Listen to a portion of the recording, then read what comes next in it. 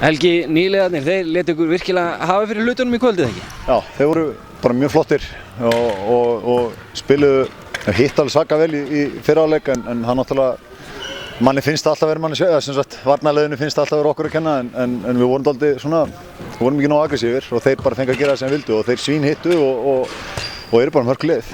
En var það málið svona eins og maður sá það þegar þeir voru strax farnir að herða skrúðurnar á þeim og þeir kunni kannski svona betur við ykkur í svoleiðis leik þegar menn aðeins farnir að láta finna fyrir sig og vörnin honum stífari?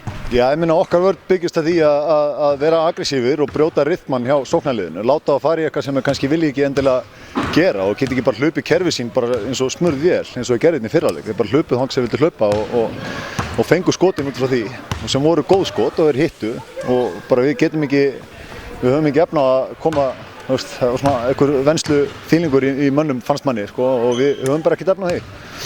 Sigur hjá KR í kvöld, vissulega, en það er mikið oft rætt ójafna deild. Svona leikir, þeir kannski svona afsanna þessi til eitthvað ójafna deild hérna núna eða það? Já, var þetta ekki líka satt í fyrra. Við rétt merjum í framlengingu og heimavelli og meira svona, þannig að við eigum að vita betur en að láta eitthvað svoleiðis tal fara í hausinn á okkur og í talanum þegar þeir eru nýbúin að leggja Keflavík velli þá er menn að koma klárir og þeirra heimavelli þá menn að vera undir það búnir að við erum að spila hörkuli og við vorum alveg búin að skáta það vel að við sáum alveg að þeir eru með flotta leikmenn.